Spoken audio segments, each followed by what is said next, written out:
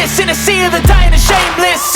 A sea of the aimless. I don't want to be one of the nameless. I'm a Hi guys, welcome to another episode of the Young Black Female Achiever series. Like you all already know, this is a series where I bring in successful women, women who are doing well in their various fields of endeavor, women who are confident, focused, powerful, resilient, determined, creative, courageous, assertive, and overall successful. And Wow. today, I have one woman who actually embodies all of these qualities that I just spoke about.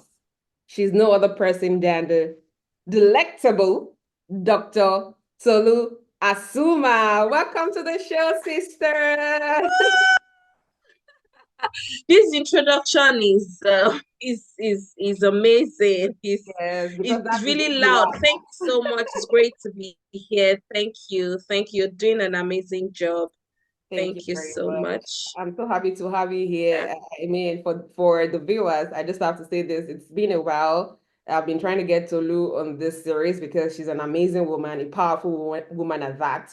A young woman under 40 who is doing great stuff in the education Yep, sector. yep, yep.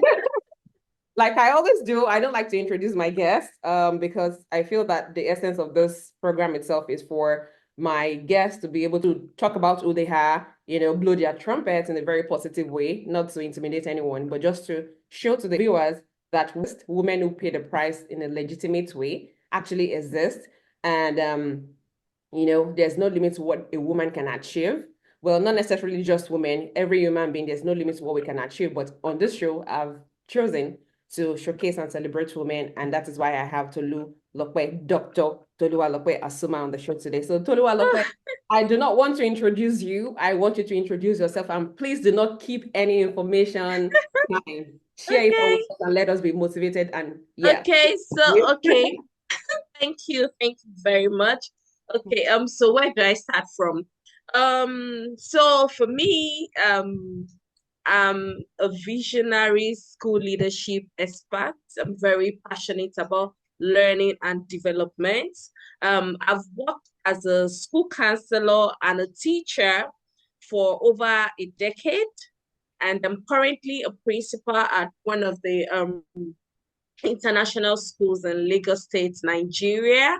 And when I tell people that I'm a principal, like, oh, so you're too young to be a principal. But I'm like, well, it happens. This is 21st century, and for me, I'm very passionate about growth, about holistic well-being and development for children, for students, and for teachers. And because of that, I have two major communities where I cater for school counselors and I also cater for teachers. So for my school counselors, I have a community called School Counselors Educators Network, where I cater for school counselors where I empower them. And for my teachers, I have Billionaire Educators Network. Basically, that's just it. I've been married for almost 10 years with two beautiful children. And Beautiful. yes, Talk yes. So about being let a me wife just and a mother and doing all yeah, and of I'm a minister of God. I'm a oh, daughter wow. of God. I'm I a love minister that. of I love God, that and about you. Talk so about that's an just it ambitious woman. basically. I Thank love you for having me here. You're You're doing a welcome. great job, Moyo. Thank Thanks. you. Like I always tell my guests, I do my research before I bring you on the show. You still haven't told us everything about you. You mentioned that I'm you're also an author. I'm an author of two uh, books. One of them is a billionaire teacher manual, and the second one is a school counselor's handbook. It's a guide for school counselors in Africa and Nigeria to build an effective school counseling practices. So basically, in fact, I know there's a lot, but let me just wrap yeah. it up there. Yeah, so we Lot don't to bore the our woman audience. called, there's a lot to the woman called Dr. Tolu Asuma. You're also a career life coach. Yes. Yes, yes, yes, yes, absolutely. I've Amazing. worked with a lot of teenagers, a lot of teachers. In fact, before I got on this call, there was someone that reached out to me from Abia State, that's Southeast in Nigeria, who is a counselor and is planning to go into school counseling and the business of counseling, and she was just reaching out, and I was just sharing some tips to help her and all of that. So I'm really very passionate about career, about like I'm very ambitious about career. When it comes to life coaching, I love it when people live a well-balanced life. Not that you're so great with your career and other aspects have to, suffer for it. So that's it Amazing. basically. That's amazing. We love you. We love you on Monix TV, and I'm sure the viewers also love you by Thank you so much. Thank more you so about much. you. And congratulations on the books and every other thing Thank you. so far. All right. So I was going to ask you to discuss what you do professionally, but you already alluded to that. But I mean, you can still talk about it, what you currently do, your current Okay. role, and maybe any other thing else you do on the side that you would want to. Okay, all right. Okay, so basically my day job, as people will say 9 to 5, even though for school leadership is 7 to 7. And when it now happens that you run a boarding school, you almost walk around the clock because my school is a boarding school. So working as a principal, as a school leader, it's a lot. You have to ensure that the culture and the structure of the school is 10 over 10. You have to ensure the quality, quality education, as one of our SDG 4 is very, talking about quality education. So basically for me, as a school leader, I ensure that every of our practices, our culture, our day-to-day activities must align, with the SDG goal, which is quality education. And that's what I do during the day. That's what I do basically. But in the evenings, my evenings, I use it to coach. I have a group of people, depending on the cohort of the period of the year, I coach people. And I have a side business, Edu Life Center, where, I counsel people. We have different counseling. We do individual counseling, we do group counseling, we even do seminars for schools. We've been to series of schools in Lagos State where we've gone counseling for children, group counseling, group seminar where we've taught them about themselves, their strengths, their weaknesses, their talents, effective studying habits and all of those things. So that's what I do on the side. Basically, during the day at work, even though I'm the principal, I still tend to work as the school counselor. I still find time to counsel the children, so I wear a lot of hats, I wear a lot of hats as an educator, but I try as much as possible to try and balance the time because it can be really overwhelming. I can't say I can relate, but I totally understand. And that brings me to ask you Yes. this question.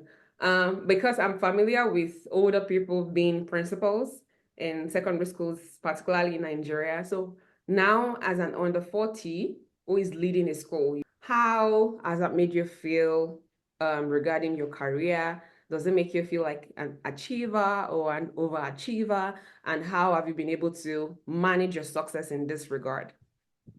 Okay, thank you for that wonderful question. The first time one of my friends heard I was a principal, she was like, all the people that I know, they always told people, how come you don't even look like one? And I'm like, really, really, we need to, we need to change our mentality, our mindset about what a principal should look like or what a teacher should look like, really. And that is the narrative I am trying to change with the Billionaire Teacher brand.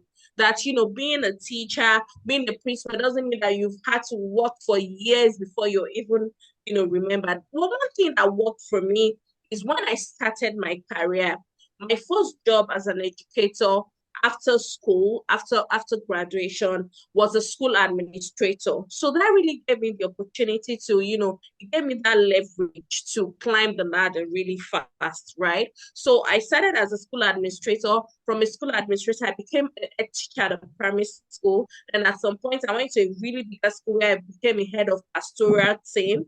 Then before becoming the principal at my current school. So because of my journey, that has really prepared me. And because I already had the vision, like I know that I'm not like going to I'm not meant for the classroom, even though I work in a school. So that also really, prepared me to achieve this really, fast in life. So I would say that I don't see it as an overachievement, but I just see it as, oh, I already, planned for it. I already had the vision, and I just see myself manifesting it, at this point in time. Wow, that is amazing. Like you mentioned most of your friends, maybe, if that was what you said. I'm surprised that you're a principal at such a very young age. I am also surprised as well. Very surprised because I believe that it takes a woman who is confident, it takes a woman who is focused, it takes a woman who is really powerful, to climb that ladder and get to that point at such an early age, which is really impressive. And I'm so proud of you, Dr. Asuma.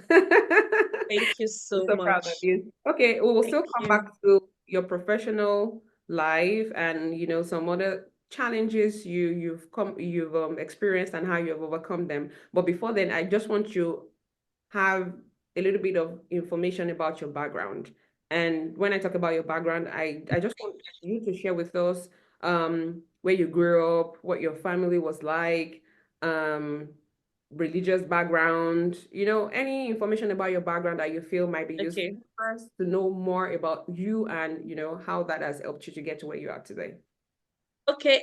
So I grew up in Ibadan, Oyo State. The last child, number four out of four, and uh, I was, and I'm still the baby of the house. My mom worked as a teacher for 35 years. She retired after 35 years as a head teacher. And I would say that's one of the things that really inspired me, really, because I could see how she was putting in the work, how she was really very diligent when we were growing up and all of that. How she would bring her lesson notes home, she would mark them. When we go out, maybe we go to the market and we see some of our students, the way they embrace her, they approach her, the way they respect her. I'm always like feeling like, oh, I was really very proud, as a call it teacher. So she resigned after 35 years as a head teacher. And I was really very inspired. So I would say that for me, becoming a teacher, initially I wanted to become a doctor. But I noticed that every time I visited the hospital, I was always sick every time I got back. So thank God it wasn't really far for me to retrace my step, like, oh, I care for people. I like to talk to people. I like to talk to children. Even in church then as a Sunday school teacher, I'll talk to other people. Even when they have, marital issues and they come to tell me, I wasn't even married, I was even a teenager, I would tell them what to do. And it was really funny, but that was just the truth. So at that point in time, I just picked up my JAMB form and I filled education, guidance and counseling as first degree, then physical and health education as second degree. My oldest brother, was really very mad with me, like, does this girl really know what she wants to do? Education, like, who feels education? Who feels education in their JAMB form? Like, seriously? But I did it, and unlike so many other people that studied education, maybe that's what they gave them. That's not what they wanted. Maybe they wanted to study pharmacy and they just give them chemistry education. They wanted to study law, they give them government education or something. That was what I really wanted, and that was what I put in my JAMB form. And I went for it. And because of that passion and because of what I'd seen growing up with my mom, but there was one thing that really saddened my heart growing up, and that I saw about teachers. Teachers were not living their best lives. And in Ibadan, when we're growing up, you see on houses for rent, but not for teachers. House, you know, houses for rent, but not for teachers. Why? Because teachers were poorly paid. Some of them had not even been paid for months. And, just imagine a family who had two teachers as parents, like both parents were teachers. How were they managing to even take care of the family? So it was really very terrible. And even those that had already, retired and they would go for pension to collect their pension. They had to queue. Some of them would even fall and slum on the queue. So it was such horrible stories then. So I just looked at myself. I said, if I'm going to become a teacher, I didn't let that stop me from becoming one. I didn't let it stop me from pursuing that career. So I'm like, if I'm going to be a teacher, if I'm going to be this, then I must change the narrative. I must change the story. Because of me, other people must want to become a teacher. And it's so fun when people come to me like, somebody that even works in a bank, they send me a message that the way you do this, your teaching thing, because of you, I want to become a teacher. I said, interesting. So that really shaped my mindset, really helped me. That it doesn't necessarily have to be you don't have to be a poor teacher, to be an effective teacher, right? So I believe all of those things really shaped who I am today. My mom's motivation, my sister too, she was really encouraging me. My brother too during my masters, they were all there for me, and see where I am today.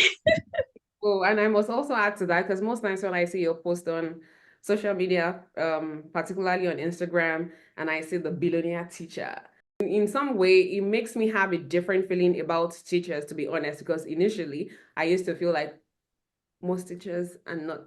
I broke. I'm trying not to use that word, like they are the middle class, like on the lower. Not even middle class, below middle class. I know, right? So, but every time I come across your post and then how you talk vibrantly about teachers, how to become a billionaire teacher, and you look vibrant as well, and you talk, in an amazing manner. So I feel like teachers are actually doing great, and probably things have changed for teachers, who knows? So, I mean, thank you for what you're doing. You are helping to change people's mindset. Like my mindset has actually changed as well about teachers Thank and you.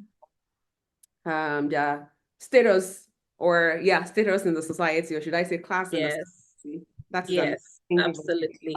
Yeah, so before we jump to the next question, I would like to ask you to be specific about the things that you actually did to get you to where you are today. I know you've already talked about planning and building, rising up the career ladder, from being a school administrator to being a classroom teacher to being a head teacher and all of that. But other than planning and working and climbing on the ladder, what other things did you do to actually get you to becoming a principal today? And it could be anything. So Okay. Okay, thank you. Okay, so this is a big question. But really, for me, things changed when I crafted a vision for myself, for my career, for my life. The Bible says that. Are we allowed to quote the oh, scriptures? please, by all means. The Bible says that write your vision and make it plain, like make it really plain. And it started with when I created a vision board and I wrote how I wanted to be this, how I wanted to be that. And after creating that vision board, I now began to write goals that align with the vision. And I could, visualize where I wanted to be. I had to see it. I had to see myself there. And I must tell you, I had to put in the work.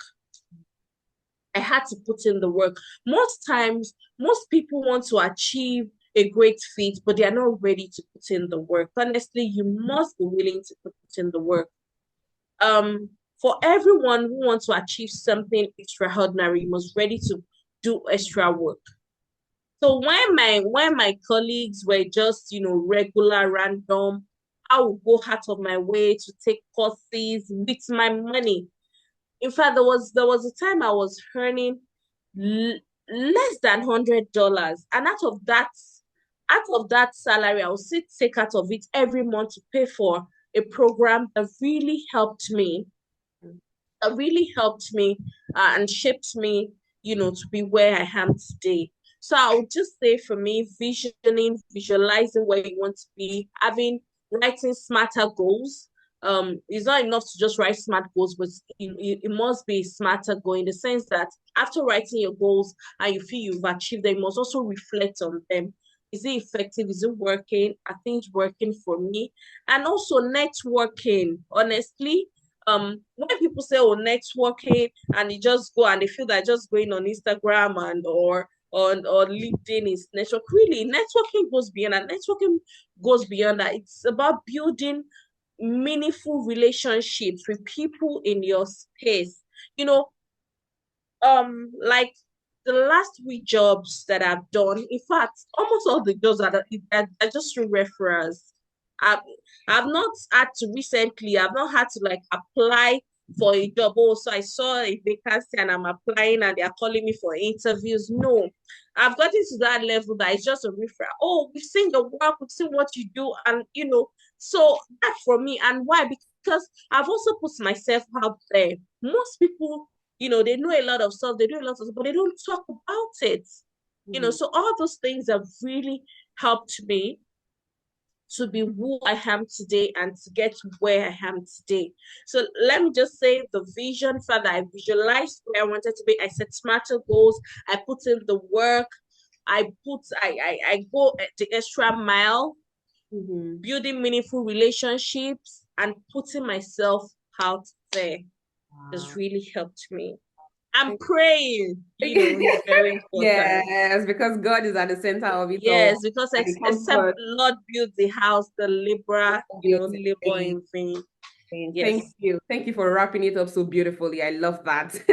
A lot of beautiful things. I love all the steps. I mean, all putting in the work, taking courses, going the extra mile, visualizing your goals, working with smart goals, networking, and putting yourself out there. Putting yourself out there. I know you put yourself out there a lot on Instagram. I don't know if you've observed, I like majority of your posts. Yes, I like yes, you majority of your do. posts because I'm like, okay, yes, she's doing great. Yes, you do. And thank you for the likes. Yeah, she's doing great. I love to encourage women because I know what it takes to put yourself out there. Because a lot of Absolutely. us did struggle initially putting ourselves out there, but I mean, whether people give you the likes or they don't give you the likes, whether they clap or they don't clap, we keep moving because Yes, our absolutely. has set the goal as a flint. Really putting yourself out there. Would you say that has brought you referrals, more referrals compared to people just talking about you as a principal, outside of social media? Has it brought you more referrals? Okay, so building more meaningful relationships that actually brought me more referrals than putting myself out there, sincerely. Yes. So But I so just want to putting know, myself out there is just like confirming, oh, this person, just go and check her up, you understand? So it's just like preparation meeting. You must be prepared. There must always be something. There must be evidence, right? So that's just it basically. wow, that's preparation meeting opportunities. Yes, absolutely. Absolutely. Yeah. Thank you very much. Why I set this series up is actually to show the world that women who are successful, who have legitimate success, are not necessarily people who gain success through illegitimate means. There are actually women who go through the right route and they are doing amazing. And this doesn't mean that they do not have challenges or that they've not encountered challenges. So it's really more about what challenges have you actually experienced that would ordinarily set a normal person back, but you, as a focused, goal-oriented visionary, what were some of those challenges you encountered in time past or that you're currently going through, experiencing, and how you've been able to overcome or how you are overcoming them, and that you are still, you are still on the right path, achieving your goals and visions. So what are some of those challenges you can share with us? It doesn't matter. It could be any type of challenges, family related, work related, career related, anything, religion related, anything whatsoever that could actually have set you back from attaining your goal and getting to where you are today. But regardless, you are still standing.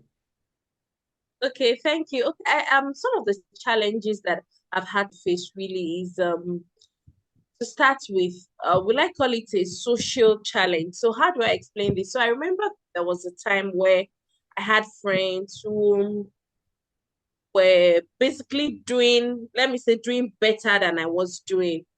Every party, I couldn't show up for all the parties, buying their shwebi, showing up and all of that. Because at that point of my career, I wasn't earning too well and I was still trying to invest in myself, you understand? And because of that, I couldn't match up at that time, which made me lose some friends. Really, I really lost a lot of friends. So I would say, so I don't know how to classify that challenge really.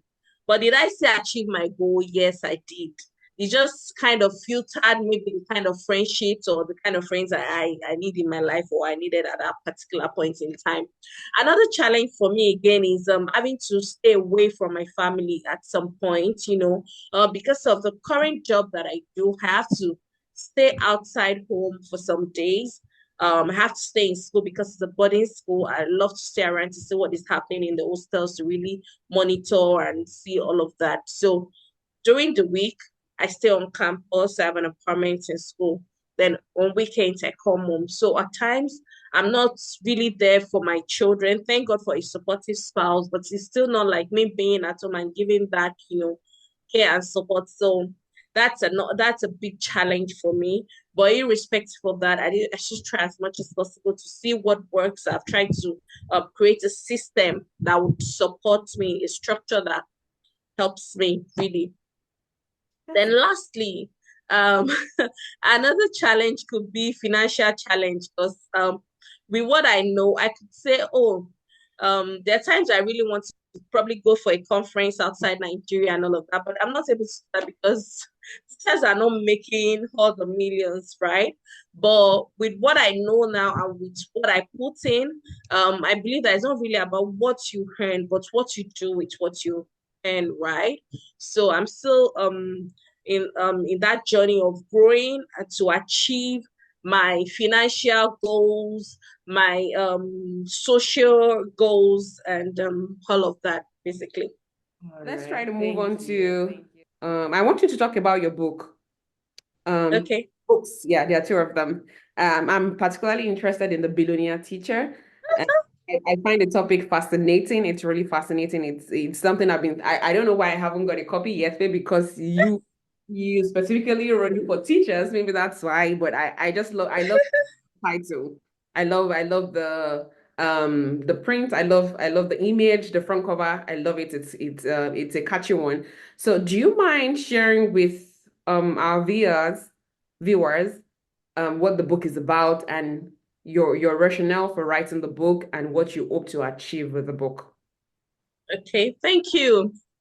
Okay, so the billionaire teacher manual, Okay. right? It's just a guide for educators to find purpose, to gain authority and power, and to turn passion into profit. Hmm. So we know that most teachers, they go into teaching maybe because that's the only job available. There are many schools and there's the vacancies for so many teachers. So like, oh, let me just use this to hold body, before Yeah. something big comes up, right? So most people start teaching out of, let me just do something, let me just manage this job. While Mhm. others are actually passionate about impacting children, helping children get better, right?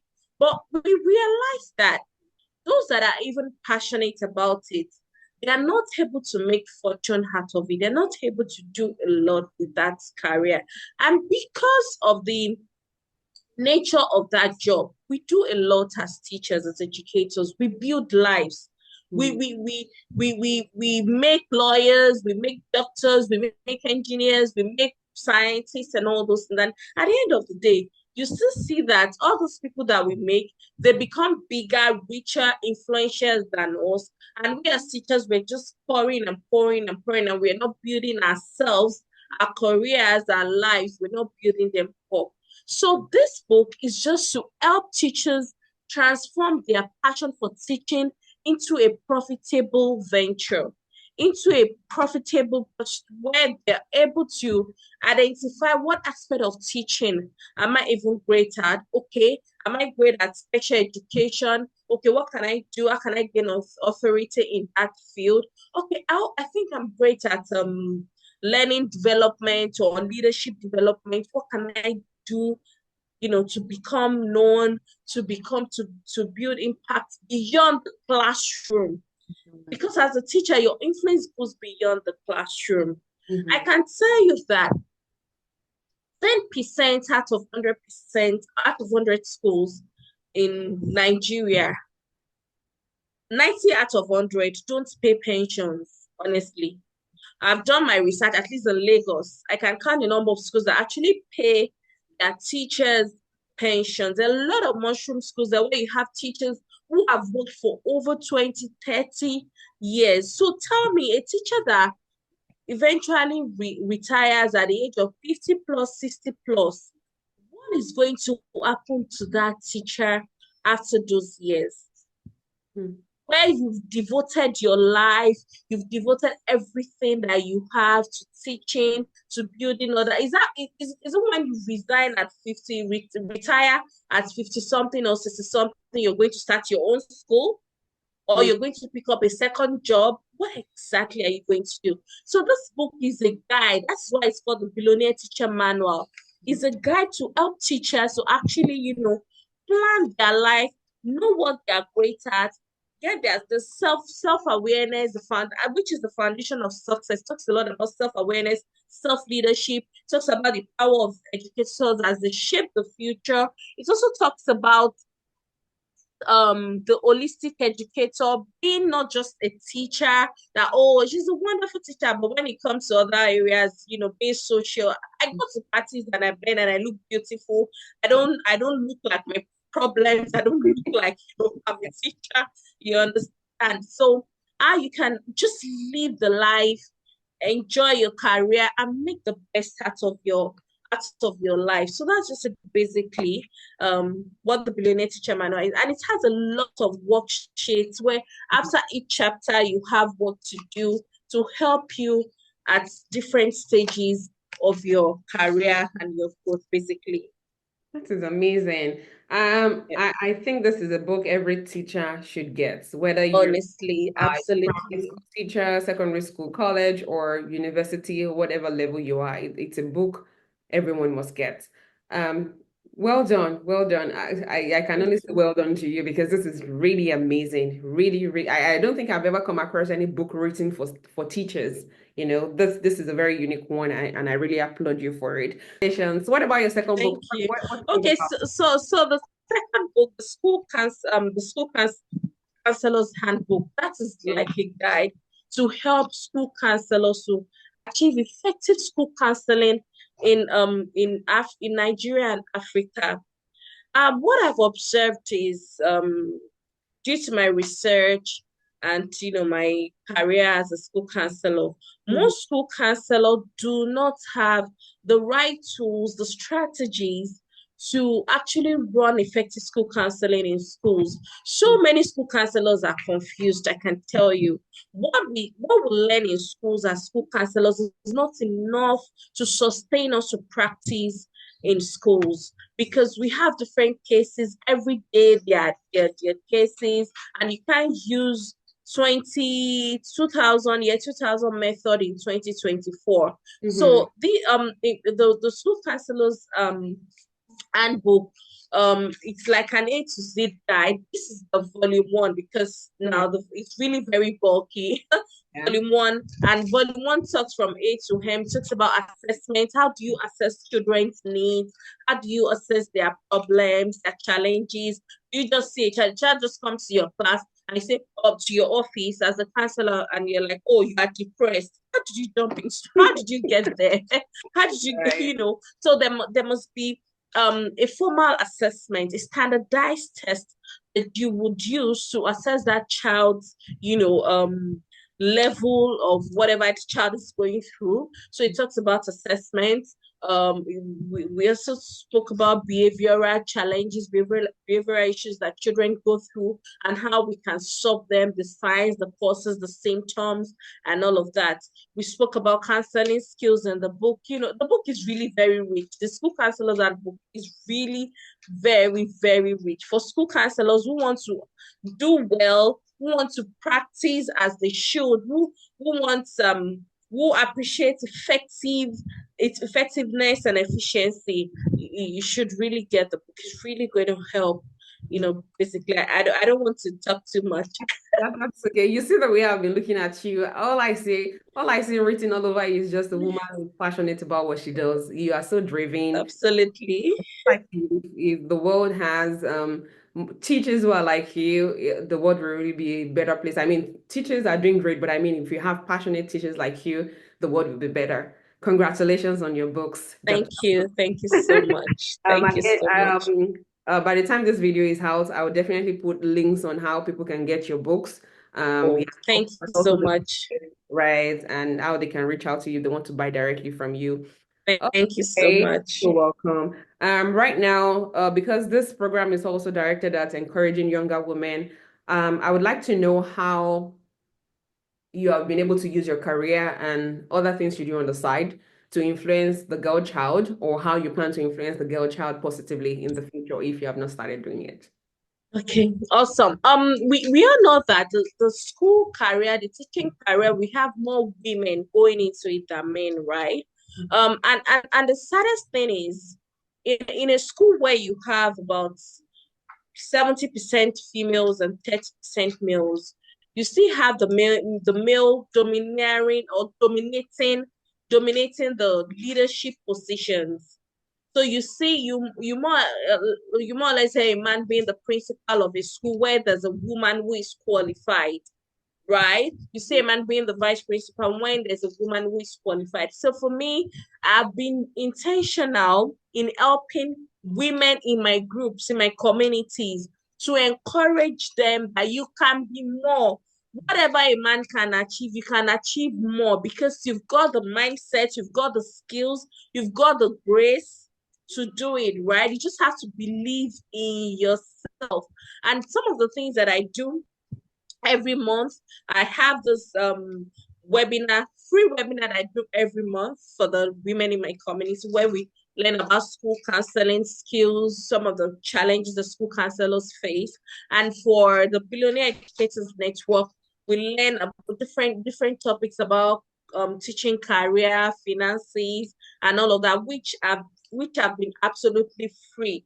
The first time I'm doing anything that has to come like come with a fee is writing this book. Almost all the programs I've done in the past, they've all been free, just to ensure that nobody, is left behind, I right? love that. That sounds like somebody who works with the SDG goals or sustainable development goals. That is beautiful. We are not going to leave anyone behind, not the men, not Yes, the women, not please. the girls, not the boys. Well done. Well done. Okay. Thank you. I want to take you back a little bit. I know we are talking about the girl child and all of that, but I want to speak on self-confidence. So, I know you're a confident woman. Do you want to share with us how you built yourself up to this point where you're so confident and you're able to lead a school? And I know that you work with men. There's this thing about men. Well, in the old era, I don't know if it still applies now because I see a lot of women working with men, even women holding top positions and, having men as their subordinates. So how have you been able to put yourself together, working with men who you might even think are more qualified than you, but you are the leader, you're the one leading the school, leading the pack. So how have you been able to work on your self-confidence up until this point? Okay, thank you. That's a great question. The truth of the matter is, we all have different level of self-confidence. Even I can become more confident than I am right now. So initially, I didn't used to speak out because I believe and I know that I have H factor, and I've tried to work on it. It wasn't working. So I'm like, okay, if I continue to keep quiet, if I continue to mute my mic because of this little what will I call it, stigma, or I don't want to use the word stigma, because of just this little each, I won't live to fulfill my purpose. When God wanted to send Moses on errand, Moses said, oh, I'm a stammerer, I can't speak, right? But he still did the job. Most of the scriptures that we read today, Genesis, Exodus, and all of that, was written by Moses, right? So it means that most times God looks beyond the limitation, and you as a person, you must look beyond your limitation. There's no perfect person. There's no perfect school principal, there's no perfect lawyer, there's no perfect nobody. So you must look beyond your limitation. So I began to look beyond my limitation. I'm not my limitation. I'm not my age factor. I'm not my, I'm not my look and all of that. And I began to work on it intentionally. And one of the major ways to actually conquer self-doubt and improve your confidence is making mistakes. Just try. When you try and you make mistakes, you learn from it and you get better. Wow. Right. So I started putting myself out there. I can be a perfectionist. I always love everything being perfect, perfect. Oh, I want this to be this way. But I noticed that if I wanted to achieve, if I wanted to be an achiever, I can't be a perfectionist, because at the end of the day, you won't get so many things done. So I started trying to make a progress rather than being a perfectionist. I ensure that, oh, I'm better than I was yesterday, and I'm going to be better than I am, today, tomorrow, So I started putting in the work. If I make mistakes today, I will learn and I will get better. I would also seek constructive feedback from people that I know that I can rely on, right? Feedback, and from there I've been able to build my confidence. And again, I try as much as possible to take record of my results. That, okay, what have I achieved? Okay, I've achieved this, I've achieved that, which is also a way to really, we must all have a brag sheet. So because it will help us, like, when things are not looking good, when things are really looking, Yeah. really looking gloomy, you can always make a reference to, but I achieved this, so I can do it, so I can get better. So that's just it, basically. Thank you, Dr. Asumah. You gave us one very golden nuggets that I wrote down. You said if you want to be an achiever, your focus shouldn't be on becoming a perfectionist, else you wouldn't get anything done. That is the summary of this interview. That is the summary. Thank you. Because a lot of us, I would use myself as an example. I'm also a perfectionist. I always want to have everything, put together before I start something. Or if I have an idea, I feel like, okay, I need to do this? I need to put that right now. I'm still in that box where there's something I actually want to do, but I feel like I have to put A, B, C up to Z in place before I can start. But this is God speaking to me through you. Thank you. Yeah. And then you said, I'm not my limitation. We make mistakes and then we have to learn from them. That is very great. Thank you for sharing all of that with us. What other question do I have for you before I let you go? I just wanted to share with us one of your biggest achievements, something that you really admire yourself for, or you appreciate yourself for, you love yourself for. What's that one thing? It's okay if you can think about one, Okay. that's fine. Just share with So, us. so for me, I think one of my biggest achievements is, I'm trying as much as possible not to sound, I don't know, See, but I just this one of my interview biggest is for you to brag. I think It's one of my biggest legitimate. achievements is just being able to just have, Yeah. like having everything together, like, Oh, of just, course, we all know that nobody has it all together. Everybody looks like they know what they are doing, but in actual fact, yeah. nobody knows what they are But doing. Just taking but the but time. just for me, is, my career, I'm not doing badly.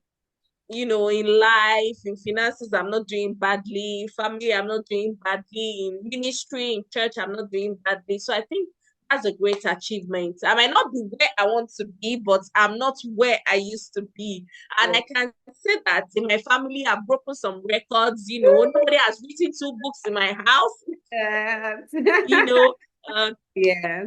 my mom was a head teacher in a government school in your state. I became a school principal in an international school in Lagos. Yes. And Um, Lagos State to you be know, precise. yes, and I was featured in the Guardian Woman. Wow. Wow. You should have talked about It's an that. You achievement. should have talked about that. So this afternoon, my son was saying that, Mommy, I can't believe that you've written 2 books and you've published them. Does that make you popular? I said, yes. Go and Google my name. You'll see what's going to come Yeah. out. And it was like, oh, so that means he too is popular. I said, I don't understand as well. Because I'm your son. I said, you know, You're gonna and we work hard to laughed get about. that point as well, son. And he said, okay, Google my name to you, see my YouTube videos. I said, okay, I'll Google your name and check your YouTube videos. I So love basically, that. I love so that. for me, Yes. yeah, and lately, I had a conference for teachers and school counselors and school leaders on World Teachers Day, 5th of October, which was a free event, and we had over 100 people from different part of Lagos who attended, and it was a huge success. The feedback has been great. That for me is also a really big achievement. Honestly, it is, and I'm really very happy about it. And this year, for our results, our school living results for our students who are in year 12, it has been the best result so far that the school has, presented since inception. And I've just, that would be like about my first result. And in 1 year that I joined the school. So it's also an achievement. Wow, congratulations, Dr. Asumah. Thank you. I just love everything you do. I don't know, I Thank you just so have this much. strong urge to just always support you. That's why on your Thank Instagram, you so much. yeah, because I Thank you see so the drive, much. I see the passion, and that's one thing that draws me to people. If you're passionate about what you do, if you're consistent, girl, you got me behind you. Congratulations and Thank you so much. Thank you so much. You're doing an amazing job too. thank Your you. books. I still want to get what God expects of me for my children. I really want to get it. Well done. You're doing well. Thank God you. bless you. Amen. God bless you. Thank Thank you so you. Thank you. much. So if Thanks people for want to, having me. I really had a great time. thank you. If people want to reach out to you, on what platforms would you want them to reach out to you? Instagram, LinkedIn, Facebook? Which of them is your preference? Okay, so I know that Instagram and LinkedIn, I'm really very conversant on those channels. So for Instagram, you can reach out to me, Tolu.Hasuma. That's my that's my username, Tolu.Hasuma. That's my username. And for LinkedIn, my name is Toluwalope Mubolaji Asuma or Toluwalope Asuma. Once you type Toluwalope Asuma, it's gonna bring up my profile. So you can either connect on LinkedIn or on Instagram. Okay, thank you. I'm sure some women, both young and old, would definitely reach out to you after this interview is published. I really appreciate you for your time. Thank you so much Thank for you so sharing us much. today, and we can only just wish you the very best going forward. Thank And you so much. definitely, I pray for you that God continues to expand you, increase you on all sides. Amen. Your strength will continue to wax stronger in Jesus. Amen. Thank you. Amen. Enjoy the rest of your Amen. Thank you so much. God bless you. I had such day. a great time. Thank Thank you. Thanks for you. having me.